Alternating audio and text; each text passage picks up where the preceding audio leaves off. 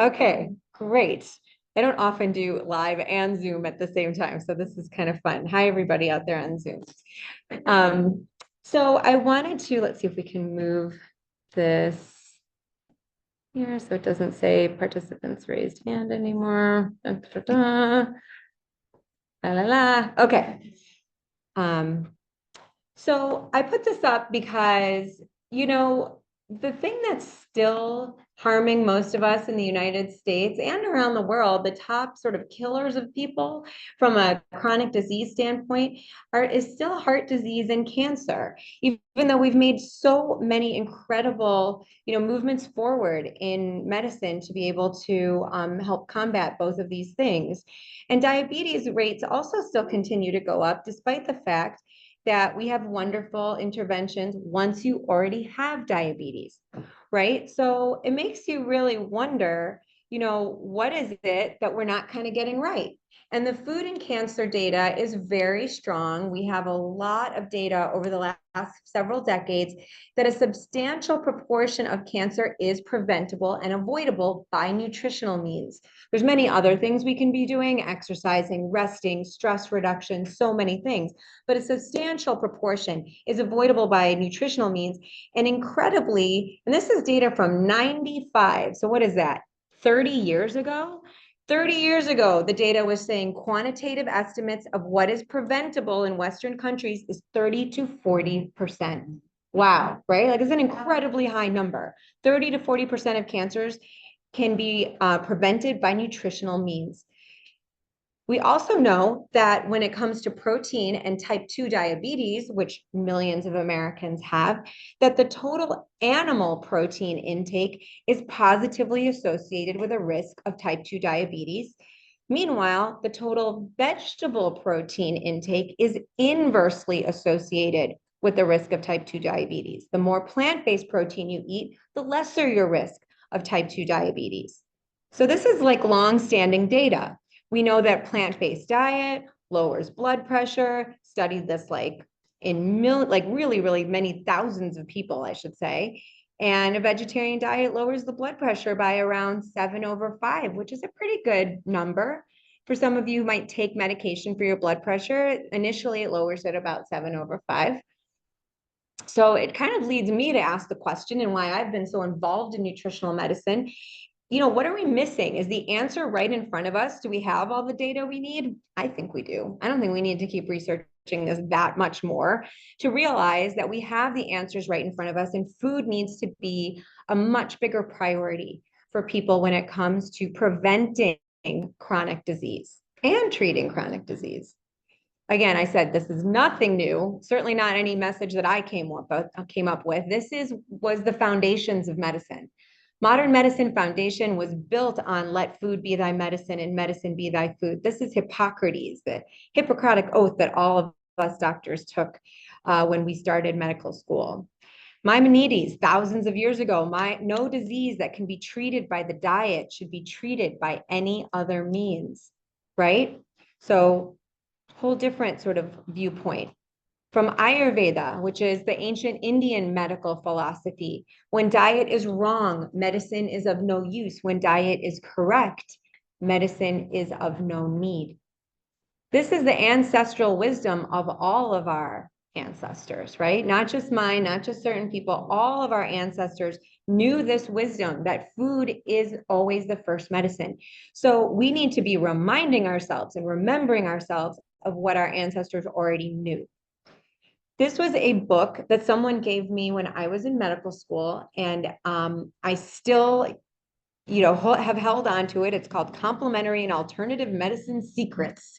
And of course, now we call complementary and alternative medicine integrative medicine, because it's not just a complement or an alternative, it's integrated into the way that we think about medicine. We've made progress. And this book said food defines who we are from the molecular to the spiritual level.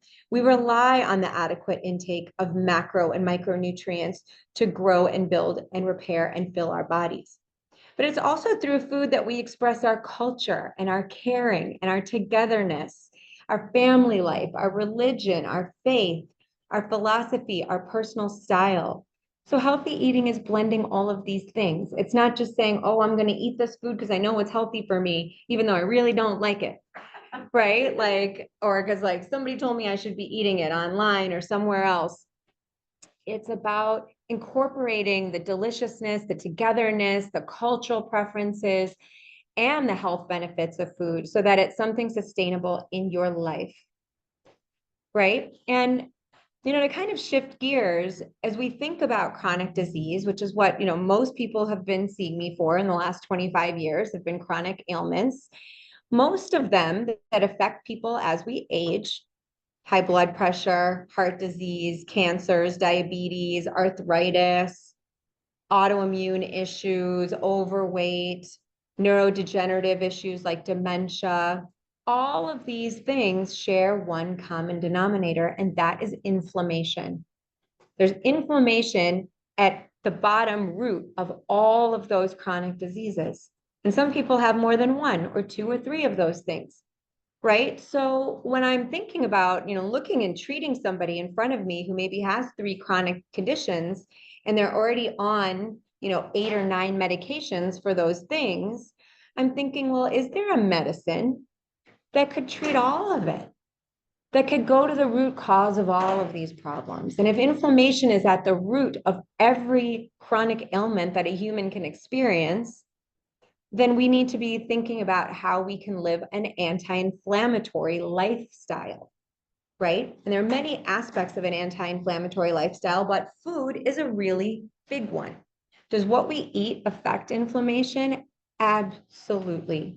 It plays a very large role in inflammation pathways on the cellular biochemical level, along with stress and environmental toxins and exercise and sleep. All of these things affect inflammation. But we know that a plant-based diet, meaning most of what you're eating is coming from plants and less from animals, is a more anti-inflammatory way of life, way of living. The standard North American diet, and I did not make this up, it is actually called the SAD diet, Standard American Diet. In the literature, that's the acronym. The SAD diet is quite sad. It's filled with unhealthy fats and unhealthy carbs and irregular eating, right? Just kind of eating on the go, eating in the car, eating at the desk. And then these portion sizes have increased over time, right? You all know when you go to a restaurant, you order something, sometimes they give you a bowl of soup that you might have served your whole family at one point, and it's just for you. And you combine that with physical inactivity, right? With a lot more sitting than humans ever used to do, and we certainly are not built for. That leads to inflammation and the kind of health outcomes that we're seeing. So, I think it's really important when we talk about nutrition that we realize that eating for health and eating for pleasure and enjoyment are not mutually exclusive things, right? We don't want to be like, oh, I'm doing so much better, but like I'm super depressed because all I eat are these salads or whatever it is that I don't enjoy, right? Like that's not the point.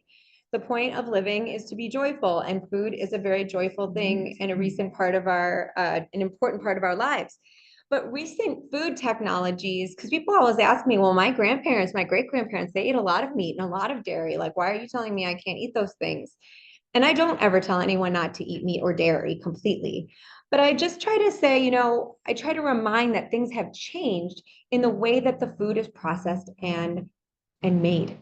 Right. And those food technologies of hydrogenating fats did not exist when our grandparents were around. We did not have crackers that sat on a shelf for 3 years and tasted the same because they were making crackers fresh, right? With like butter and fresh oils, and they weren't using hydrogenated oils that are solid at room temperature to keep things shelf stable. That's great if you own the Ritz Cracker Company. You want to make a couple batches and have them like last forever. That's not great if you're the one eating it and it's a 3-year-old cracker, right? So chemical farming methods, processed grains instead of whole grains, food additives, the colors, the preservatives, high temperature extraction, and that comes into play with like milk, for instance. To skim the fat off of milk, your grandma might have used a spoon to do it. Right now they use a machine and a bunch of solvents and chemicals, and there's traces of those things in the milk. So when you have a skim milk, it's not just the full fat milk with the top taken off. There's other things in there. So those technologies are part of why food is not the same. There's many other reasons, but that's part of why. So I'm going to kind of give you a quick little nutrition lesson now. Take you way back to, maybe high school biology, or if you ever learned this at all. I don't know if sometimes nutrition was kind of left out a lot of our educations. It certainly was mine. But there are 3 macronutrients, okay? And macronutrients are the protein, fat, and carbs. Those are the 3, okay? And that has never changed and it won't change. Protein is on everybody's minds right now because all the influencers and everybody is talking about how we need to be eating a lot more protein. Well, nothing has changed in terms of the biology of our bodies, okay? In the last 10 years, we didn't all of a sudden start needing more protein than we did 10 years ago. Certainly the data has changed. We're learning more about our bodies, but our protein requirements are not that different, okay? When it comes to animal protein, I think it's very important that we know that meat and dairy have a lot of saturated fat. It's not bad in and of itself, but that those farming methods I was talking about put hormones and antibiotics into our meat supply. And then a lot of these animals are kept in confined spaces and they're fed grains. They're not grazing around in grass, they're eating corn, which is not what a cow typically eats, right? Is processed corn. So that all gets consumed when we eat that meat. So I always tell folks, if you want to have meat and dairy, by all means do so, but make sure it's organic and range fed. And that's likely much more healthy for you.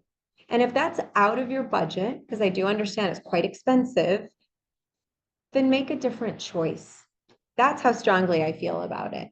Because if you can't budget for the highest quality animal products, then make a plant-based choice instead.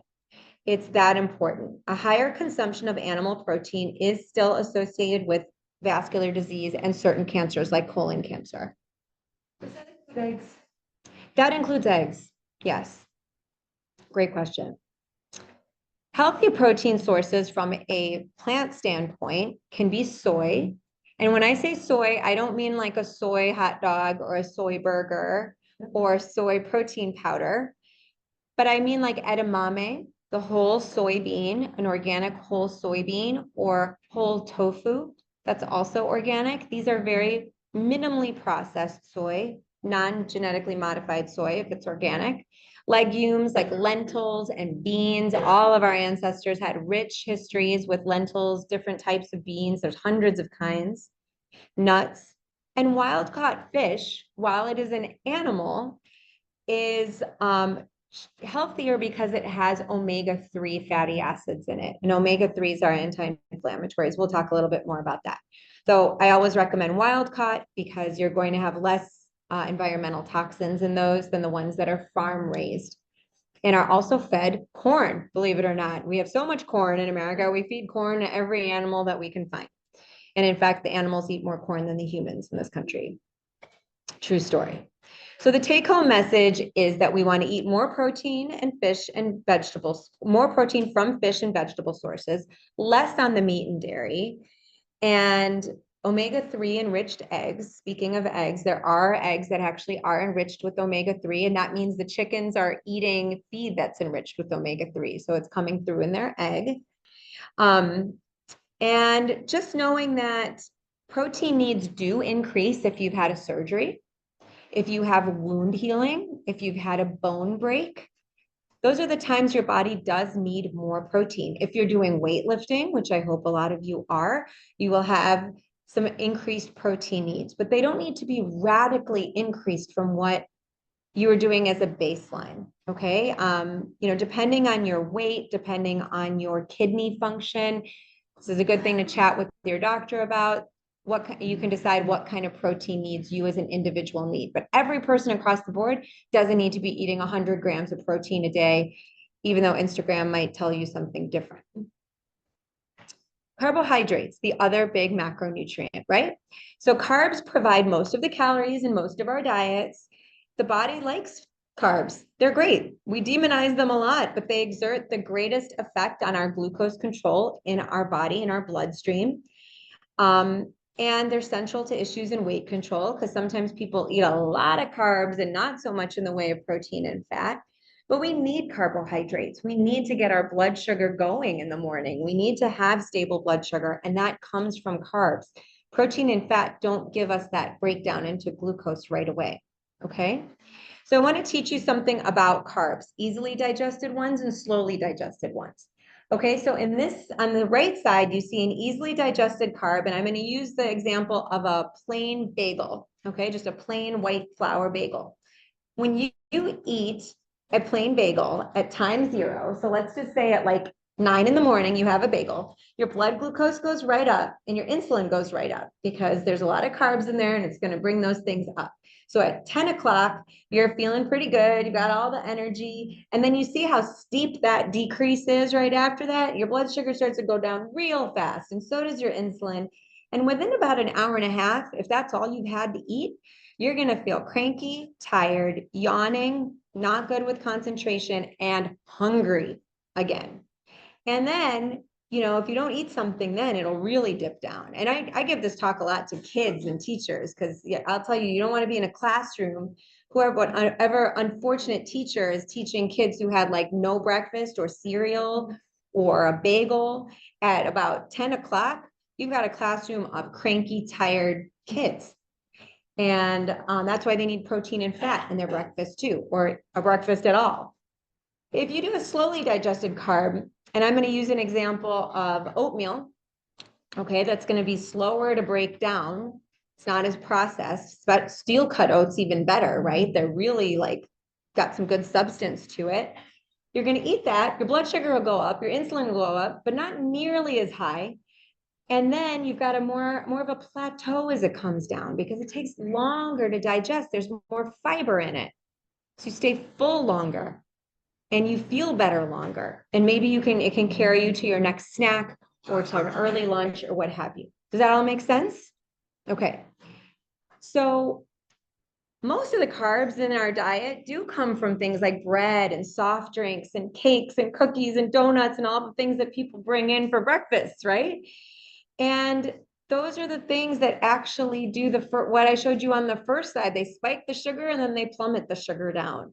So not a great choice. This chart I just pulled off of the internet. It's called the glycemic index chart, and we give numbers to foods to signify how easily and slowly digested they are. So you can see like some of the very highest numbers at 95 are like baked potatoes, French fries. Those things spike up the sugar and they go straight into the bloodstream. As we get more fiber, you get down to bananas, we're down to 60. You get to oatmeal, we get to 40. You get to beans, we're down to 30. It takes much longer to digest those carbohydrates. And we want those lower number foods. So when you talk about carbs, we're not saying no carbs. We're saying we want low glycemic index carbs. Those are the ones you want to really concentrate on. And I have patients who like love their rice. Instant rice is an 85. White rice, if you just change from instant to white rice without the instant part, it goes down to 70.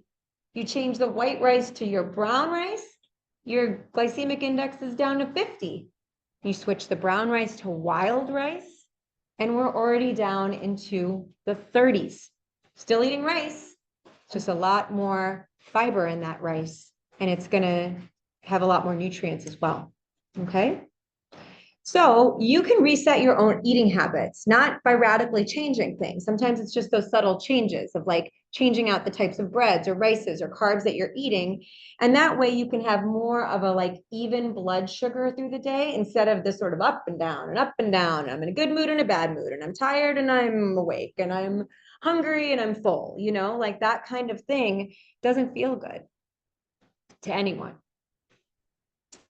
I wanted to go through some of the buzzwords that you see a lot on labels and that people talk a lot about when it comes to nutrition.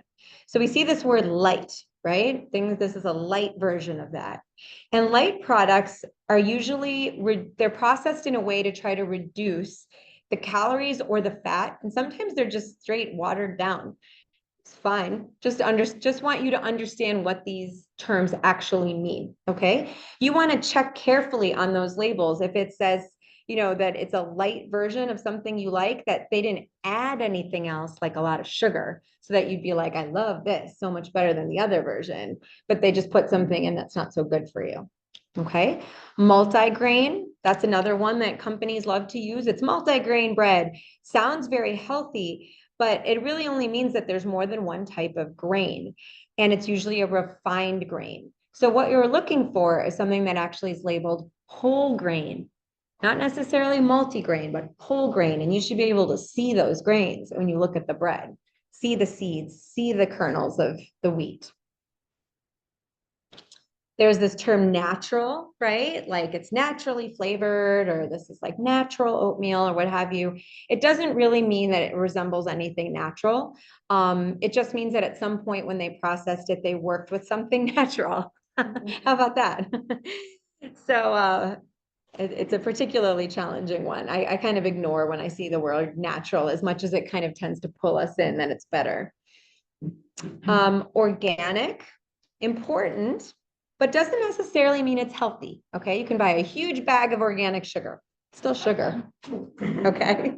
So just remembering that, right? But like I said, organic meat is definitely better than non-organic meat. And organic vegetables and fruits, I would much prefer, because you're going to have a lesser quantity of pesticides on those. No added sugar. So some products are naturally high in sugar. They're just naturally high in sugar, like things that have a lot of fruits in them. And it doesn't necessarily mean it's a great choice. It just means they didn't add any sugar to it, and they might have used a sugar substitute. So again, just read the labels, be smart, take control over your own health. Low calorie. So to be able to call it low calorie, it needs to have a third fewer calories than the brand's original product. But the original product might have had a ton of calories. So still change, compare it to another brand. If you like a specific kind of chip or biscuit or something, there may be another brand that has less calories than the low cal version of your favorite one. Keep your eyes open for that. Low fat means that they've reduced the fat at the cost usually of adding more sugar. So just be aware of that. If you take fat away, it takes away flavor. So it has to get, put back in somehow. And then low carb, a lot of processed foods are labeled low carb, but they're still processed foods, sort of like low fat. Whole grains, we talked a little bit about. Make sure that you see those whole grains in the first 3 ingredients. That's where they do it in terms of quantity in the ingredients, right? So those first couple ingredients are the ones you really want to pay attention to. That's the most of whatever's in that food. Fortified or enriched, we see this a lot. That means that some nutrients have been added to the product. So vitamin D is often added to milk, right? Vitamin D does not naturally occur in milk. Vitamin D comes from the sun. And just because it's fortified doesn't mean it's healthy, but it just means it's been added in. And then gluten-free, being mindful, that just means it doesn't contain certain grains that have gluten in them, but it might be loaded up with a lot of fat and sugar to make it taste better. Okay, so just check that out. And again, not trying to demonize this vocabulary, just the knowledge is the power, right? Like knowing what it is that you're reading and eating. Fruit flavored doesn't mean it has any fruit, just means it was flavored to taste like fruit. Zero trans fat means that it can say that it says zero trans fat, but there still may be some. And if the serving sizes are really small, there still could be a significant trans fat in there. So we see less and less of that, thankfully, in our food supply. Okay. So those are some terms that I think confuse people around carbs, and hopefully that was helpful to you. And as we move into the third macronutrient, we're talking about fats. So fats are not bad. Fats are not bad. A lot of us, I grew up in the 80s, in the 90s, and low fat stuff was everywhere, and everybody was like, fat's the worst. Guess what also got like really big in the 80s and 90s? Obesity. Because we need fat, and if you take it away, you got to replace it with something. So it was getting replaced with sugar and carbs. So people were eating a lot more to make up for the fact they weren't getting the fat in the food, right? The Mediterranean diet, which you've all heard about, we'll talk a little bit about, is high in the right kinds of fats, the omega-3 fats, the anti-inflammatory fats. Those are the ones that we want to really be consuming. And in Greece, in Crete, the island of Crete, has the highest fat intake of the world. About 40% of the calories are coming from fat. They're eating a lot of wild caught fish because they're an island in the Mediterranean. They have olive trees growing everywhere. So there's tons of olive oil. There's a lot of fat in the diet. Lowest heart disease rates in the world. That research is what prompted cardiologists to say, I think we have this wrong. Instead of telling people to stop eating fat so they won't have heart disease, we need to think about what kind of fat. So which ones we want to avoid and reduce? They're kind of obvious. Deep fried foods, right? We know that. Those are pretty unhealthy because they've been oxidized by the heat process and the frying. These hydrogenated fats we talked a little bit about. I used some acronyms here you may or may not know. LDL and HDL are types of cholesterol. And the hydrogenated fats that we see really only in processed food. We don't see these a lot in natural, whole, unprocessed food.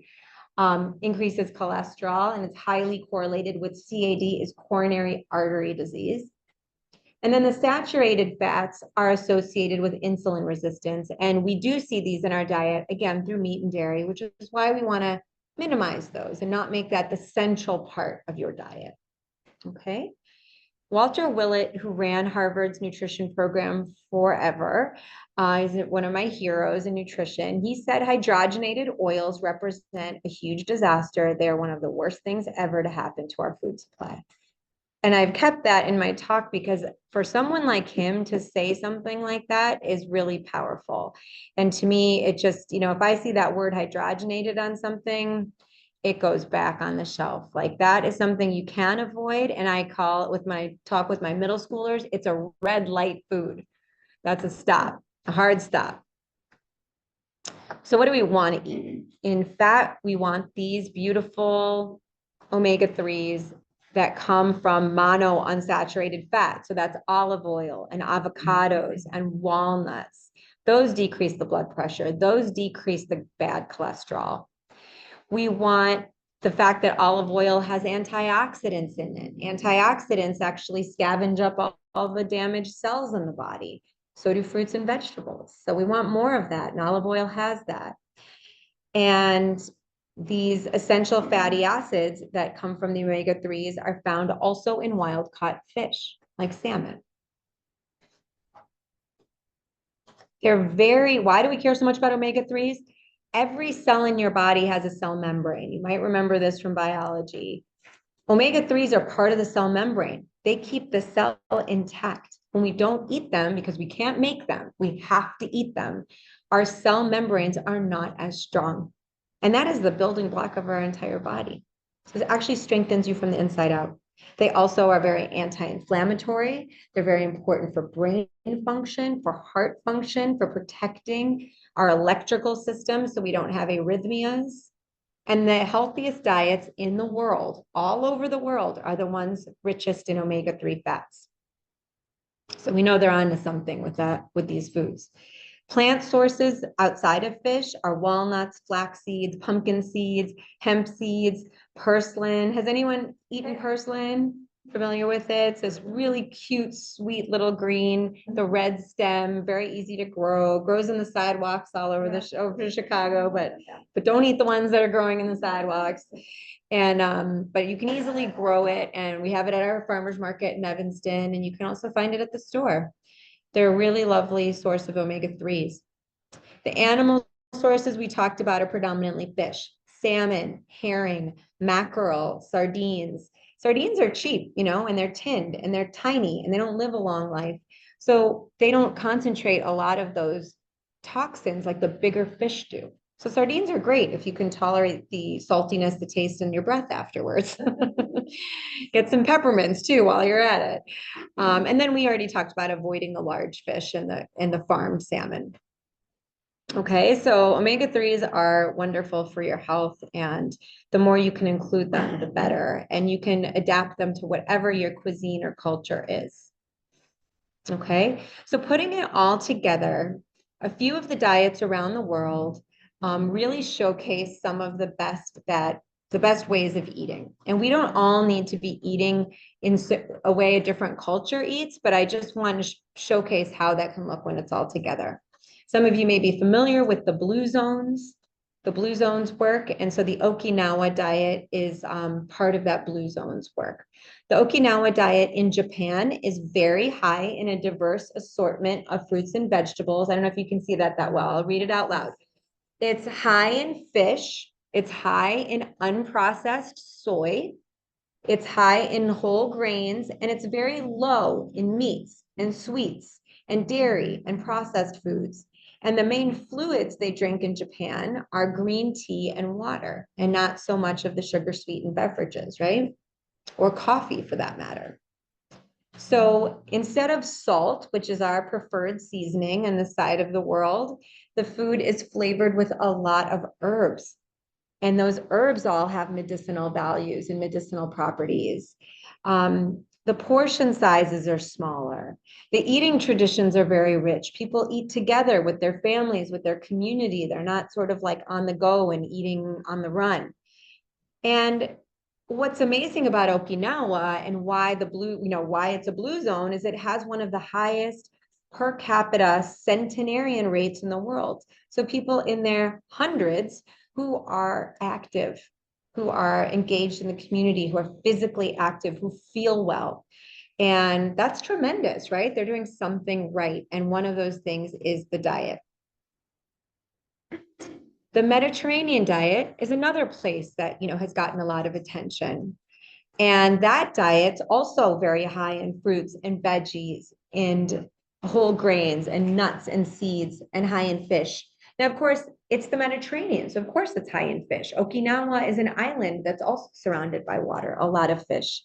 We have some fish here in Lake Michigan, but we're not Okinawa, we're not the Mediterranean. So we have to think about where else are we going to get these things as freshly as we can. And that's why I brought in those seeds, and nuts and olive oil and avocados, and where are the things that we can get, from our fresh markets around here. In the Mediterranean, olive oil is a principal fat, and we can get good olive oil here as well in the Midwest.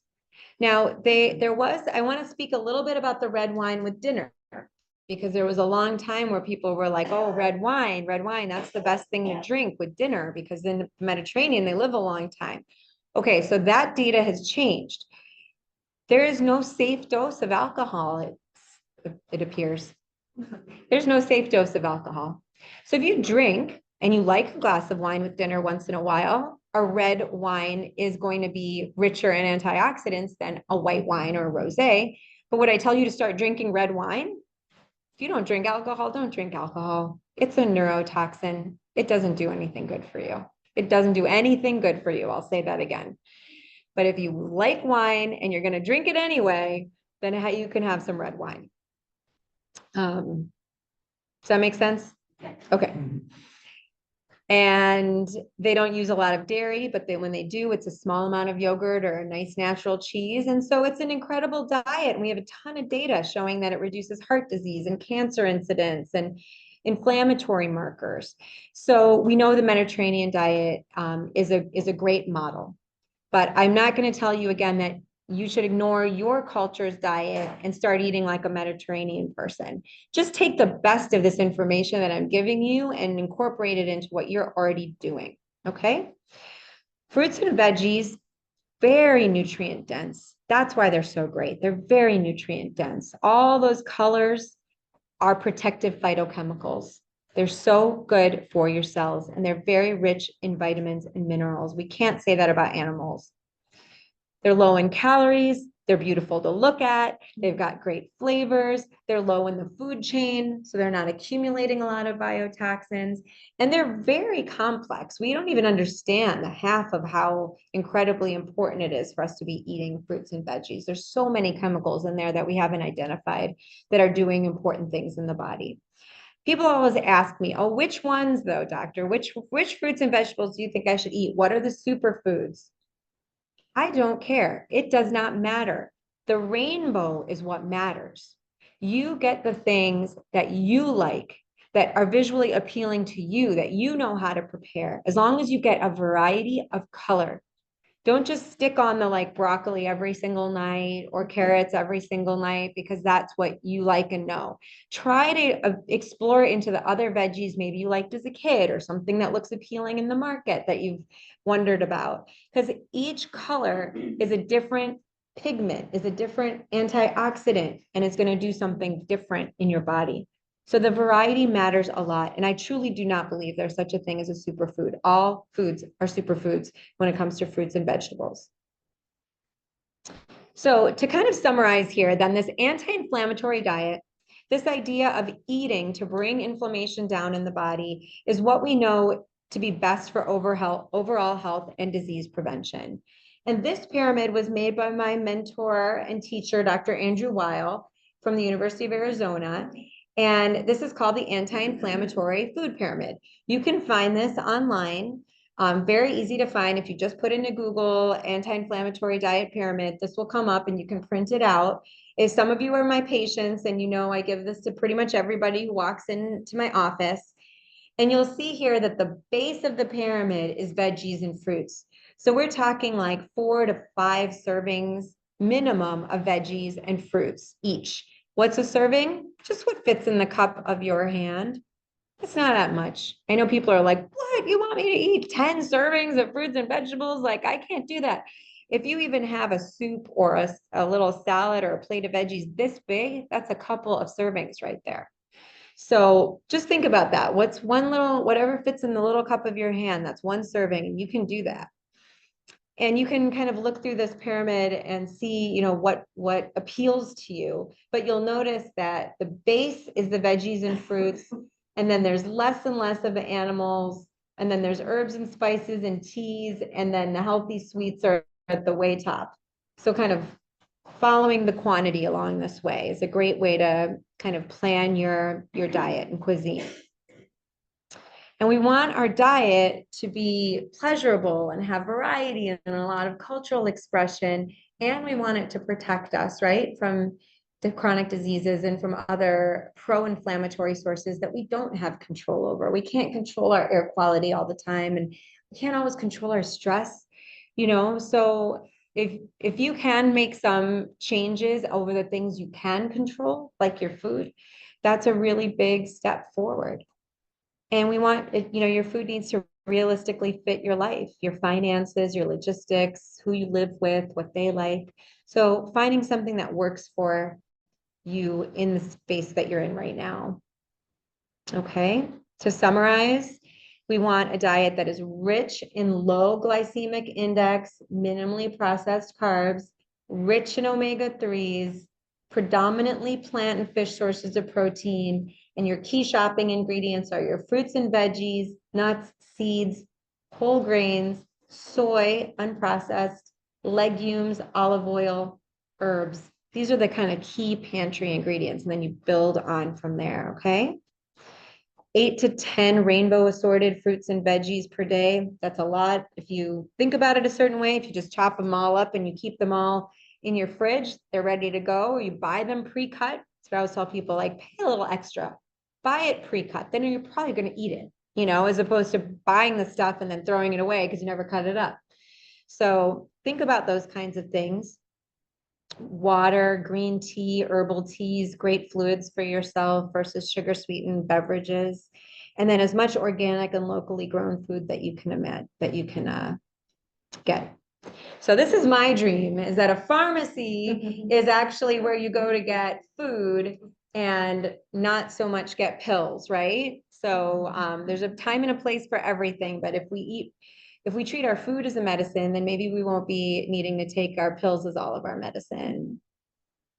And another important piece is that the more plant-based food that you eat, the better it is for this planet that we're trying to save here, because it does take a huge toll on the planet for us to continue to water all of the corn so that we can feed the animals and we can let them graze and give them all the water so that we can eat them.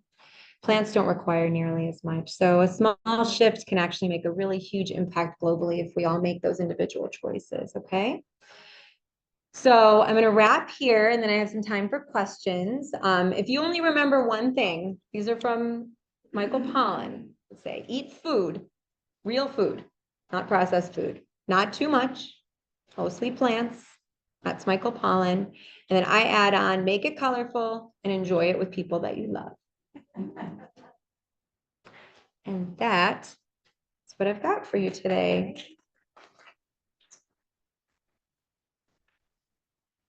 So I'm happy to take questions for a little while, and I'm going to start because you had asked me something first. Oh, great. I'm thinking, okay, what about the diet? The diet pop. So, yes. Yes, great. So I'm going to repeat the question. I got a question from the audience here about what about diet soda, diet pop? So sugar sweetened beverages are a big problem for a variety of reasons. There's a lot of sugar, okay? When we think about sugar and how much we should be, what's a recommended dose of sugar in a day? We don't even really have like a standard around that, but we do know that 25 grams a day is the maximum that we should be aiming for. And to give you a sense of what that means, 1 can of regular Sprite or regular Coke is about 38 grams of sugar. 1 can. And the interesting thing is the serving size on the can is not the can, right? The serving size is half the can, but who's doing that? So you're getting a day and a half's worth of what is the maximum recommended dose of sugar in one drink, one day. And most people aren't even drinking just one of those. So the sugar piece is really important to pay attention to, because you can be eating really well, but if you're really going hard on the sugar, you are bringing a lot of inflammation, inflammatory pressure into the body. To the question of diet pop, well, the diet doesn't have as much sugar, and sometimes it has no sugar in it. So would I prefer that over the full sugar? Absolutely. Would I prefer people aren't drinking those pops at all? Yes.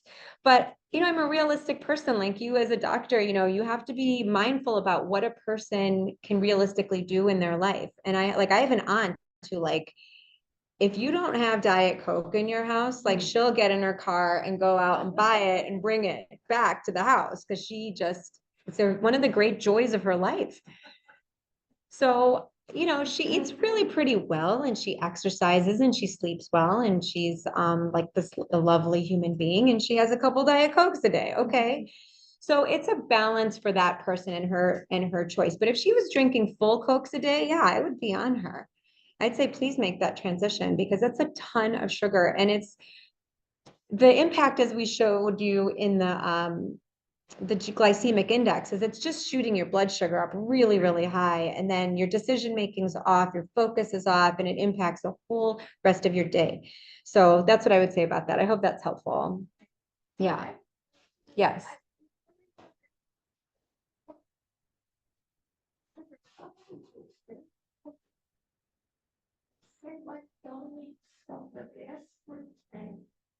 Yeah. So the sugar substitutes, it's a good question. Is it any better than whole sugar? Arguably, no. We don't have a lot of information about the chemical sweeteners. Some of them we know actually can be carcinogenic. They can cause cancer in animals. There is a big push, as you've probably all seen, towards using stevia as a sweetener. Stevia is a plant, and that has a particular kind of taste to it. But stevia is not a harmful substitute. And so if you can tolerate that kind of a sweetener, I'm fine with that and prefer it, to be honest. Yes. If a person has, if they were diagnosed with plaque in the brain and in the artery or atherosclerosis, can having a plant-based diet prevent it from getting any worse? So the question is about to avoid having to take medication. So the question is about, can you avoid taking statins if you have atherosclerosis or plaque in the arteries by switching to a plant-based diet? It's a great question. So there's a lot of work in this space done by Dr. Dean Ornish. You probably remember him, have heard about him. He's been in this nutrition world. Dr. Ornish, Ornish. He's been writing about plant-based diet and heart disease in particular for a very long time. And yes, you can reverse atherosclerosis by changing your diet. Can everyone? Not necessarily. It depends on your genetics. Some people have a genetic predilection to having higher lipids, cholesterol levels. So it's not like across the board, that is the only thing that I would do to help someone who has atherosclerosis prevent further disease. You may still need a statin. You may still need herbs or botanicals or other allies and supporters to get to a goal of, reducing the progression of that disease process. But plant-based diet is 100% on that list and at the top of it. So yes, great question. I'm going to go to you next. And that goes into database. It doesn't cost you anything. You can scan maybe the code or the code already. You can put it in there. You do all the information about the nutrition, and it ranks for. I use it all the Yes, thank you. Great tip. So this woman in the audience is talking about the app Yuka, Y-U-K-A. It's an app that's used globally, and you can scan any product in any store and get the full nutritional information. It's a very useful app, and it's free. Thank you for mentioning that.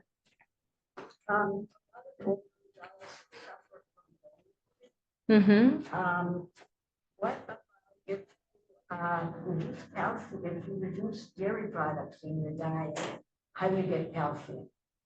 The amount that you need. Yeah, that's a great question. So the question is about calcium. And if you reduce dairy products, how do you get enough calcium, especially if you've got issues with bone thinning?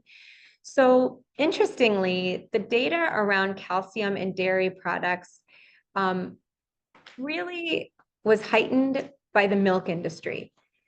The idea that milk is the highest, and best way to get calcium in the diet was really pushed by that industry. And a lot of the data and the research came from funding from the dairy industry. It does have a lot of calcium in truth, but dairy in and of itself also comes along with a lot of other things besides calcium, like saturated fat, like proteins that not all of us can digest, especially as we get older and people get more lactose intolerant, et cetera. There are a lot of calcium-rich foods that are non-dairy. And I usually give my patients like a big long list of those. But if you just put that into Google, plant-based sources of calcium, you'll find that dark green leafy vegetables have quite a bit of calcium in them. Onions and garlic have calcium in them. Leeks have calcium in them. Not as much as a cup of milk, but I think it's important to know that if you have a variety of foods in your diet, you can actually bring a lot of calcium in that's better absorbed that way. I hope that helps.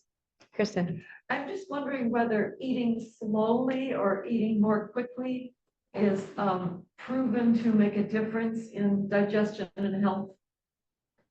It's a great question. So there's a question about whether eating slowly or more quickly improves digestion or health, one way or the other.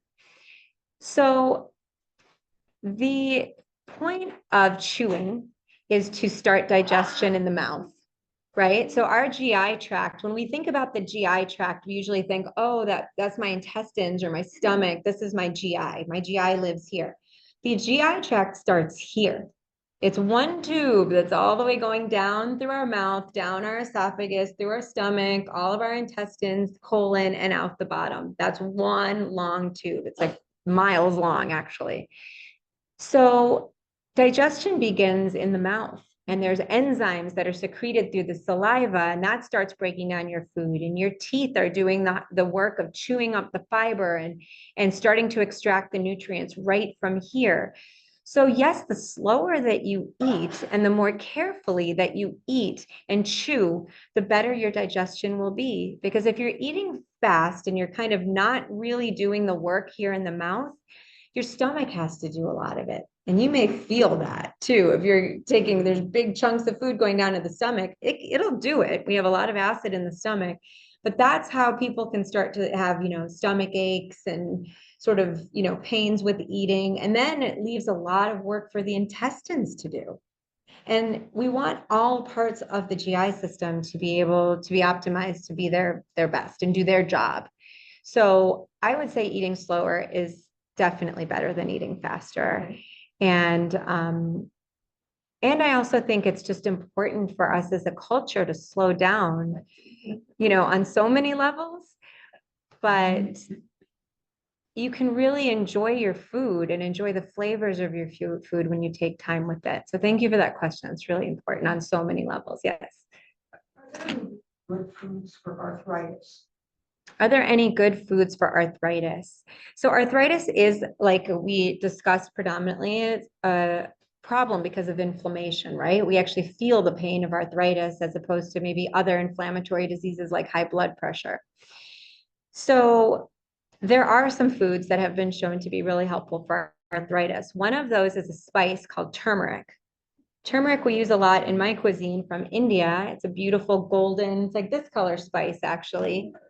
Yeah, and it really is very helpful. So you can eat with turmeric, meaning you can buy the spice at the store, you get it organic, and it does need to be heated in oil before you eat it. So you don't want to just sprinkle it on a salad or something. First of all, it would taste terrible to eat it that way, but it's always meant to be emulsified in a fat.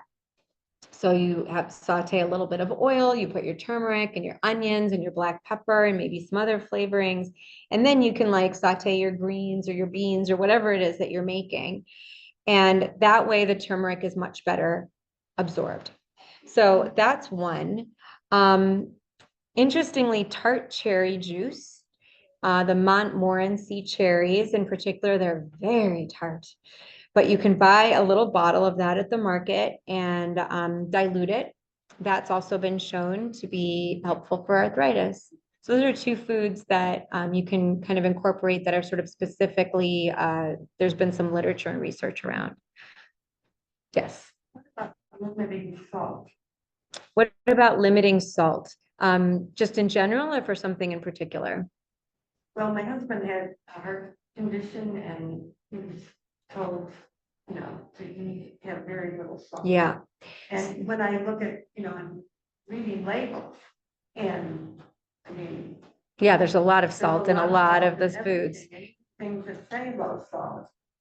You have to get somebody that says no salt. That's true. It's true. So I mean, how does that affect?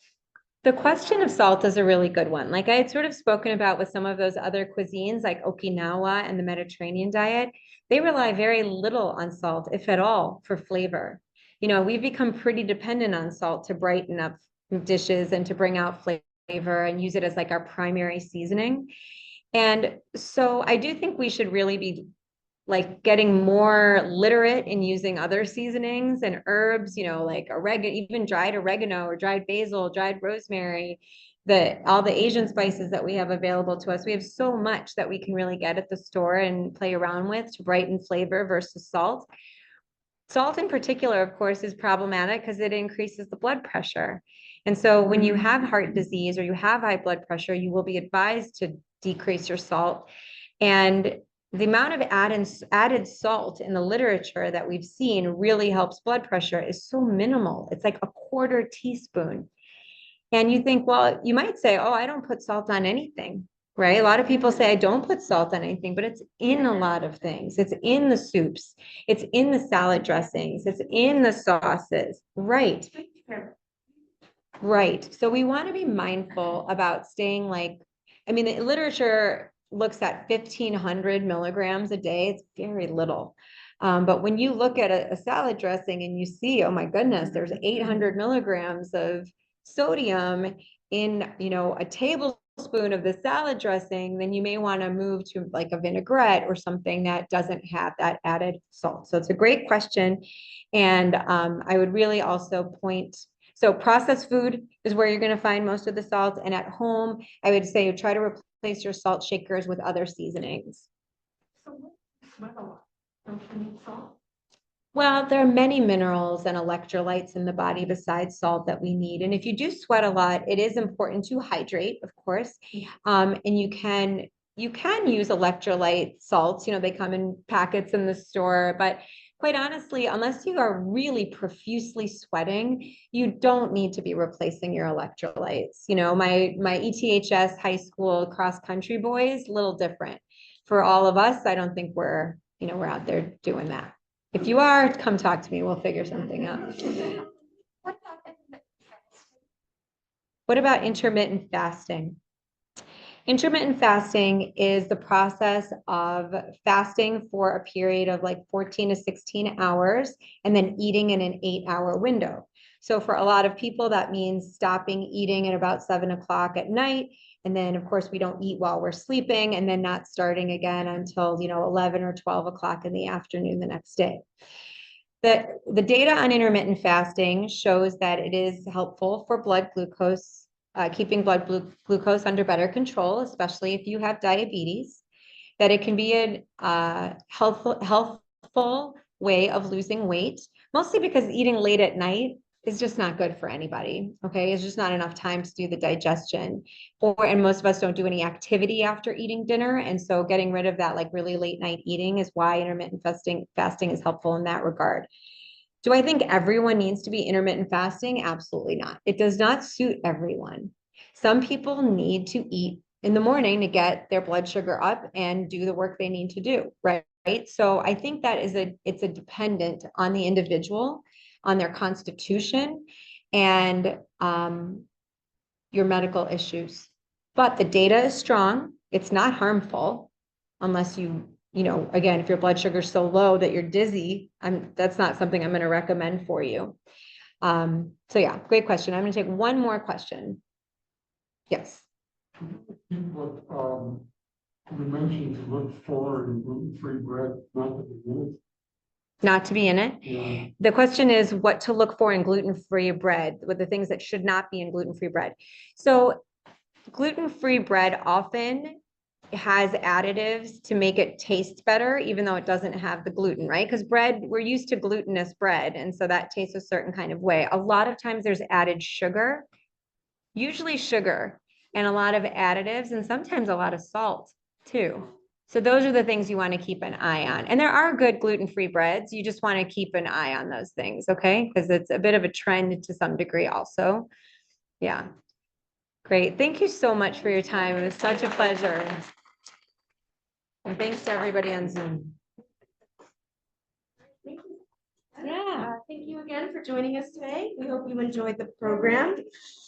You can check out our YouTube channel at Levy Senior Center Foundation or give our website a visit. For a link to this and past programs, a recording of this lecture will be made available to watch on our YouTube channel sometime this month. And please also consider supporting the Levy Senior Center Foundation with a donation today. Your generous donations help us to continue to create opportunities to serve older adults in our community by providing informative and entertaining programming, as well as making needed improvements to the Levy Senior Center. The foundation table on the way out has a donation box if you wish to donate today, or you can also scan our QR code and give our website a visit. And thank you again, and we hope you have a wonderful day. Thank you to everyone on Zoom as well.